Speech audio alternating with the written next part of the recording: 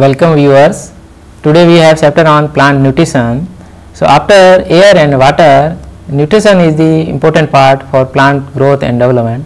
So let us start the nutrition with the plant nutrients. So nutrients are chemical elements that are necessary for plant growth, and essential element was proposed by the Arnon and Stott in 1939, who gave 3 criteria for an element to be considered as essential. These are: a plant must be unable to complete its life cycle in the absence of the nutrition. It means a nutrient is called essential only when plant is unable to complete its life cycle. The function of element must not be replaceable by another element. So if deficiency is caused by any nutrient, the deficiency should not be recurred or corrected by applying of another nutrient.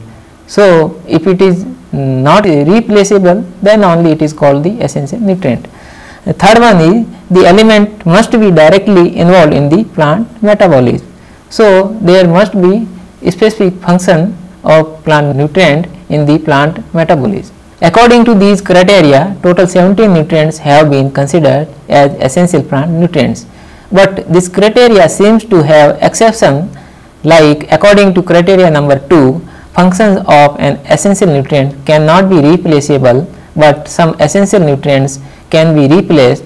For example, molybdenum by vanadium, chlorine by bromodium, potassium by rubidium, and calcium by strontium. So this exception seems that this criteria is not complete, whereas some nutrients like sodium, cobalt, vanadium and selenium have important function in some plants, but these nutrients are not considered essential. So this shows that above criteria are too rigid from practical point of view. Therefore, Nicholas in 1961 proposed term functional nutrient for any nutrient that has function in plant metabolism, whether it is specific or not. Accordingly, cobalt, sodium, vanadium and silicon are considered as functional nutrients. So these are the 17 essential nutrients, and carbon, hydrogen and oxygen are the basic nutrients, because this makes about 96% of total dry weight of plants. And these are: carbon is taken by as CO2, hydrogen is taken as water, and oxygen is taken as O2 and H2O. 6 are the macronutrients, which are nitrogen, phosphorus and potassium, calcium, magnesium and sulfur.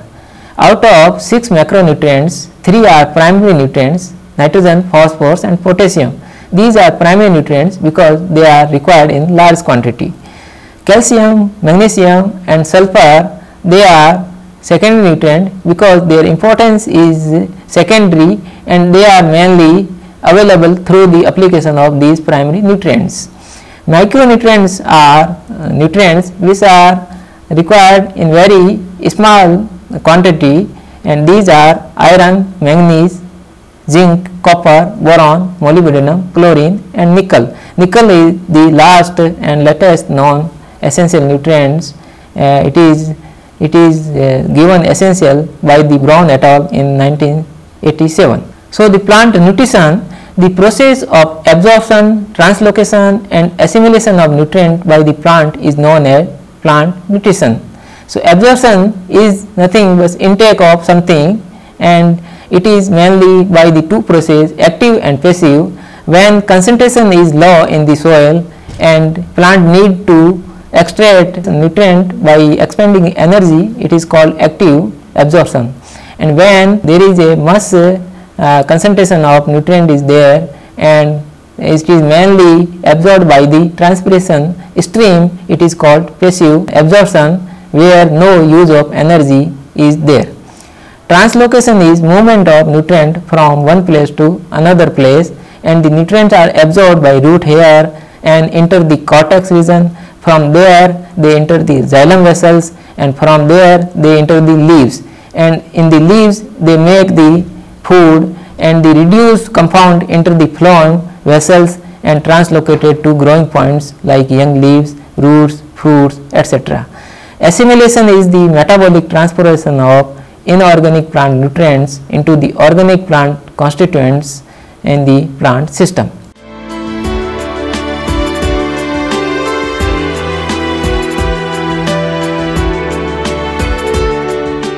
So, one by one we will discuss the how nutrients are assimilated in the plant system.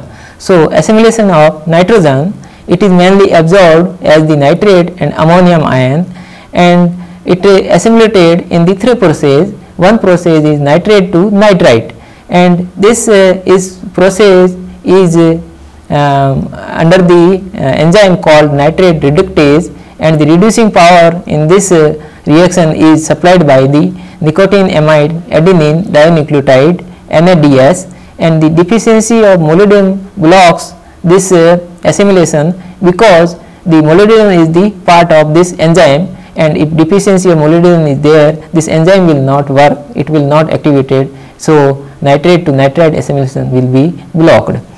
Next step is nitrite to ammonia, and in this step also this enzyme is working. Reducing power for this reaction is derived from the light reaction of photosynthesis. This nitrite to ammonia conversion can also occur in the dark, and during that time the reducing power is supplied by the respiration. From ammonia to amino acids, this ATP is combines with the glutamic acid to form the glutamine and amino acid. This process is known as transamination, and glutamine combine with the ketoglutaric acid to form the glutamic acid. So, again there is a production of glutamic acid, and glutamic acid again combines with the ammonia to form the glutamine. So, this whole process is continued, and ultimately the nitrogen is converted into the different amino acids. Thus, most of the ammonia absorbed by the plant is transformed into glutamine in root cells and transported to leaves, where it combines with alpha ketoglutaric acid to form glutamic acid. Now, assimilation of phosphate. Phosphate is absorbed by root, partly translocated to leaves, and a fraction remain in the root. The fraction remaining in the root is assimilated by oxidative phosphorylation. Phosphorylation is nothing but addition of phosphate group to a protein or other amino organic molecules. So, fraction remaining in the root is assimilated by oxidative phosphorylation using energy released during respiration, and the phosphate translocated to leaves is assimilated by photosynthetic phosphorylation, where the energy is released in the light reaction is used in this assimilation. So, adenosine diphosphate with the organic phosphate make the ATP. So, ultimately the phosphorus is used for making the ATP. So, phosphate assimilated into ATP is rapidly transferred by subsequent metabolic reaction into a wide variety of phosphorylated plant constituents like sugar phosphate, phospholipids and nucleotides. Assimilation of sulfates takes place in chloroplast using the energy released during the light reaction. So, sulfate ion reacts with ATP and is reduced to sulfite. Sulfite with the help of ferredoxin reduced to sulfide, and sulfide in turn reduced to cysteine, which is the amino acid, sulfur containing amino acid, and cysteine is further reduced to methionine, which is occurs in the plastid of the chloroplast. Now, assimilation of cations taken up by the plant cell is mainly in the form of complexes with the organic compound. So, cations taken up by the plant cell form the complex with organic compounds in which the cation becomes bound to complex by non-covalent bonds.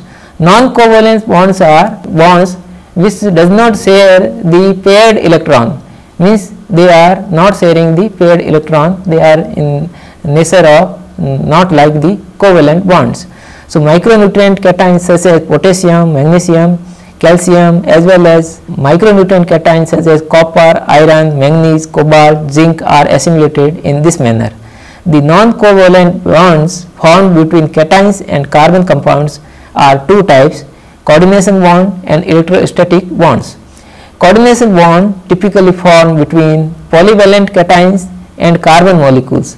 For example, complexes between copper and tartaric acid this tartaric acid and copper, it makes the tartaric acid copper complex, and this dashed line is the coordinated bond between the copper and this oxygen.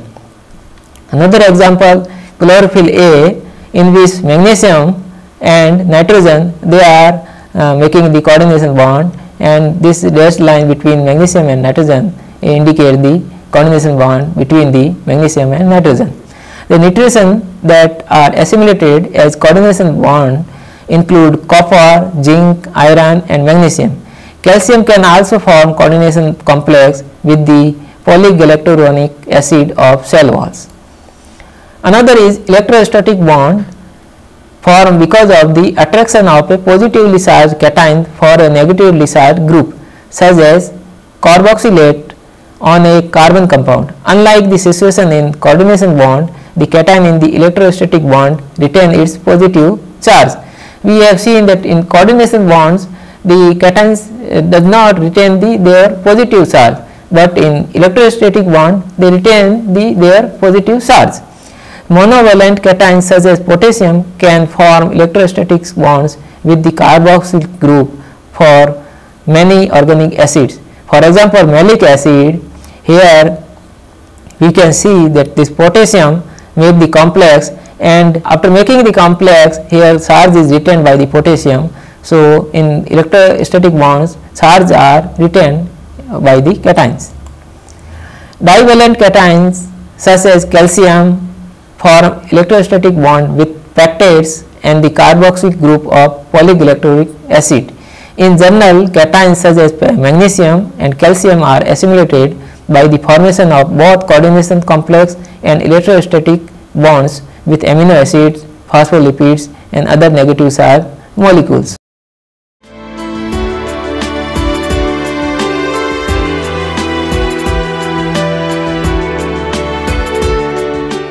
Now, we have seen how nutrients are assimilated into the plant system. Now, we will discuss what are the function of different plant nutrients and how they are shown the deficiency symptoms in the plant system. So, general function, carbon, hydrogen and oxygen, they make the basic structure in the plant system, whereas nitrogen, phosphorus and sulfur, they are useful in energy storage, transfer and bonding. They are accessory structural elements which are more active and vital for living tissue, whereas potassium, calcium and magnesium, they act as regulators and carriers and necessary for the charge balance in the plant system. Some elements are involved in enzyme activation and allotrope transport. For example, all the micronutrients, iron, manganese, zinc, copper, boron, molybdenum, nickel and chlorine, these are the catalyzer and activator in the plant system. So, now we will discuss in detail the plant nutrient deficiency one by one. So, nitrogen, its main function is it is major component of protein, hormones, chlorophyll, vitamin, enzyme essential for the plant life, and being an integral part of chlorophyll, it plays key role in the photosynthesis. So, we know that nitrogen is the part of chlorophyll. So, deficiency is shown by the chlorosis of the leaves, and nitrogen also mobile in the plant system. So, whole nitrogen absorbed by the plant is translocated to upper part. So, in a lower portion deficiency is shown, and this is shown by the yellowing of lower leaves. Phosphorus is critical component of nucleic acid, so it plays vital role in plant reproduction and considered essential to seed formation, and large quantity is found in seed and fruits. It is also involved in photosynthesis, respiration, energy storage, transfer, cell division and enlargement. It is also component of phospholipids, coenzymes, high energy phosphates like ADP and ATP, and also essential for biological energy transfer process that are vital for life and growth. So, phosphorus is also mobile in plant tissue, therefore deficiency occurs in older leaves, but different to nitrogen, the leaves are become more dark in the deficiency of phosphorus. Potassium is not a part of any major plant component, but it plays a key role in vast array of physiological processes in plant growth, from protein synthesis to maintenance of plant water balance. It plays role in carbohydrate metabolism and breakdown and translocation of starch. It activates many enzymes. It regulates water movement across the membrane and through stomata, guard cell functions, thus increase the water use efficiency. It improves the water hardiness. It increases the disease resistance, and deficiency symptoms, it starts from the margin of the leaf, and we can see that this margin of the leaf is necrotic, the tissue are dead, and it is mainly in the lower leaves because potassium also mobile in the plant and the deficiency occurs in the lower leaves. So, this is the main function, margin necrosis is in potassium deficiency. Calcium is the component of cell wall and cell membrane function. It is largely present in calcium peptide, as we have seen in the assimilation that calcium makes the coordination bond with the calcium peptide in middle lamella. So, it also translocates photosynthesis from leaves to fruiting organs and increases the fruit set, essential for nut development in groundnut, and stimulate microbial activity in the soil. So, calcium is not mobile, it is highly immobile in plant, therefore, deficiency system occurs in young leaves and new shoots. So, we can see the stunted growth of leaves, growth is reduced and leaf is distorted, typical symptoms of calcium deficiency, and after that we can see the necrotic spots also on the leaves, and well known deficiency of calcium is seen in the tomato, that is caused glusum end rot, and this is more pronounced due to calcium deficiency. Magnesium is the core component of chlorophyll molecule, so it plays critical role in the photosynthesis. It catalyzes the certain enzyme activity, also activates and component of many plant enzymes, increases iron utilization in plant, and improves the utilization and mobility of phosphorus also, and influence earliness and uniformity of maturity. So, deficiency symptoms of manganese is seen in lower leaves, and in case of nitrogen we have seen that whole leaf is yellow, but in case of deficiency only interveinal portion, these are veins, interveinal portions are yellow. So, veins are green and between veins portions are yellow. So, this is the deficiency symptoms of manganese in the older leaves. Sulfur is the component of amino acids, mainly two amino acids, methionine and cysteine. It is also constituents of coenzyme and vitamins. It is responsible for pungency and flavor in onion, garlic and mustard, and also necessary in chlorophyll, even though it is not a constituent, but it helps in chlorophyll formation. So, deficiency symptoms occurs in the new leaves because it is less mobile, and so new leaves are deficient, and symptoms are yellowing of leaves. So, we have seen the yellowing of leaves in nitrogen also, but in case of nitrogen older leaves are yellow, but in case of sulfur new leaves are yellow. So, this is the difference between deficiency symptoms of nitrogen and sulfur. Iron is component of cytochromes that is needed for photosynthesis, and it is also essential for nitrogen fixation because it helps nitrate reductase enzyme and respiration, and also it acts as nitrogen carrier. Deficiency symptoms of iron occurs in new leaves, and it is mainly seen interveinal chlorosis, means veins are green but between veins portion is yellow. So, interveinal chlorosis is seen in new leaves and new growth, and in severe condition this leaves is turns into the white. So, we have seen in magnesium also interveinal chlorosis is there, but leaf is not turning to white, but in iron leaf is turning to white.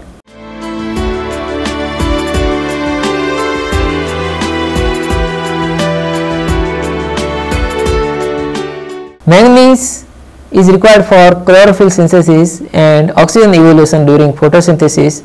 It activates some enzyme systems and increase the availability of phosphorus and calcium. Deficiency symptoms of manganese are typically mottled chlorosis. Mottled means some colorful spores are there. So, with the colorful spores, chlorosis is there, and this chlorosis is between the main vein. Main vein is green, but between the main vein the part is chlorotic. There is a lack of green color.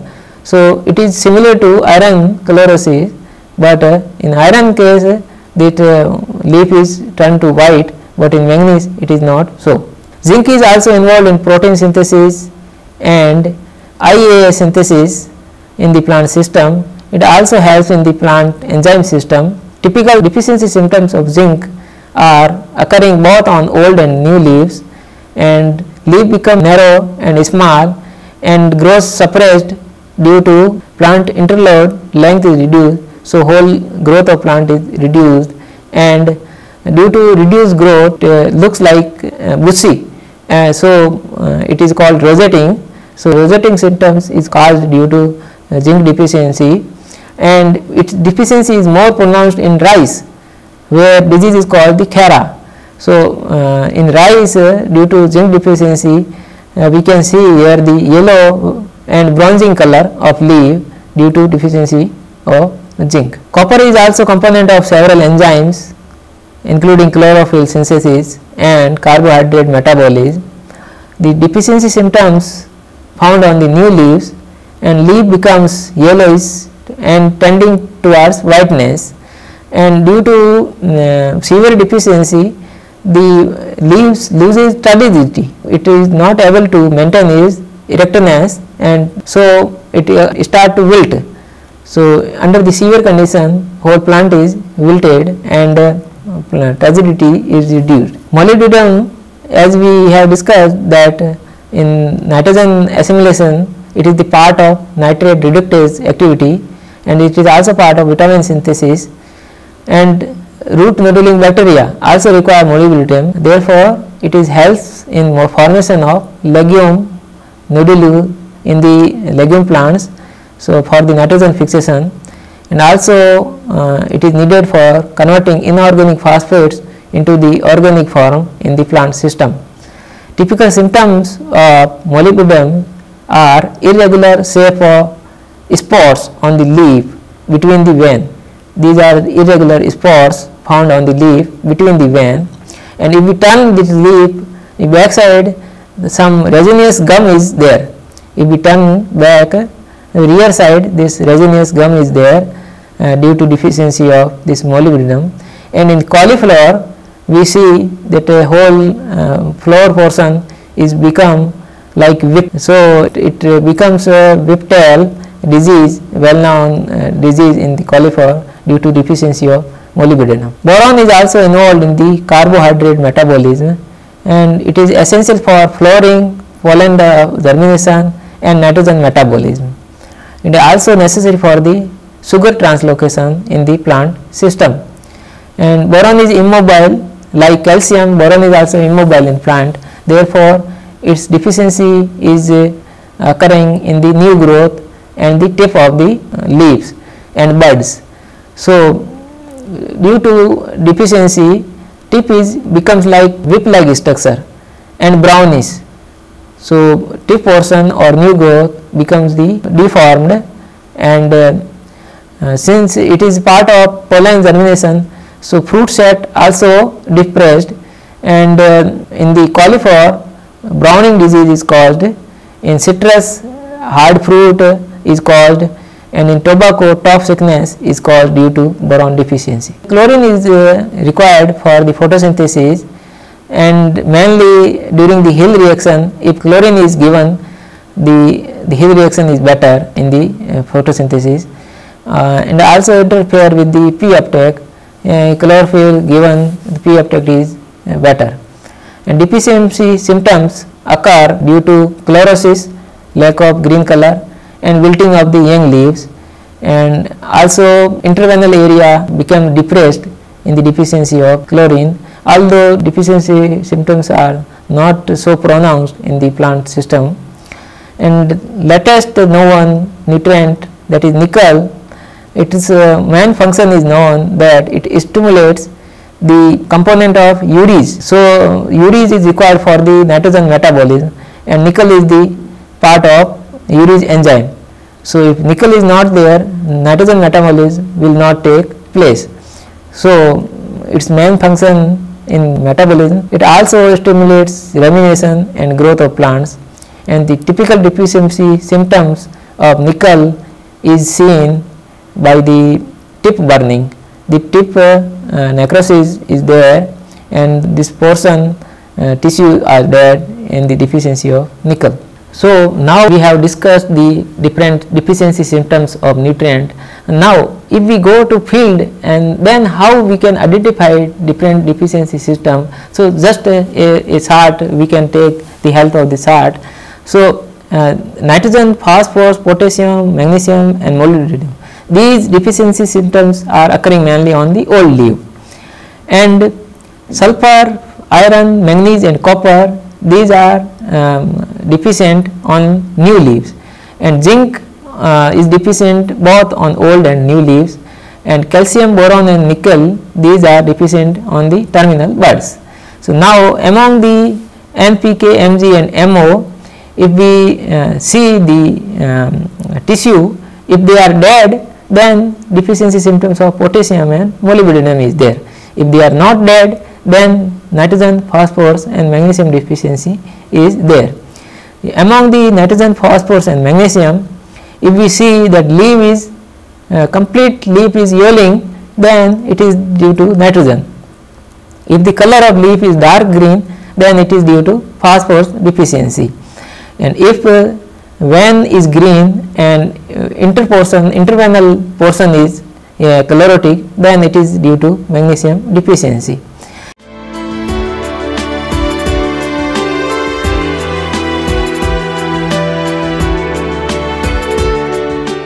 So, in this part we have talked about integrated nutrient plant supply system, in which we have talked that there are different sources of plant nutrient, either inorganic, organic or biocomponent. So, only applying through the one source is not profitable because it leads to imbalance in the nutrient. So, we have to apply different sources of nutrient through the integrated manner, including combination of all the sources of plant nutrition.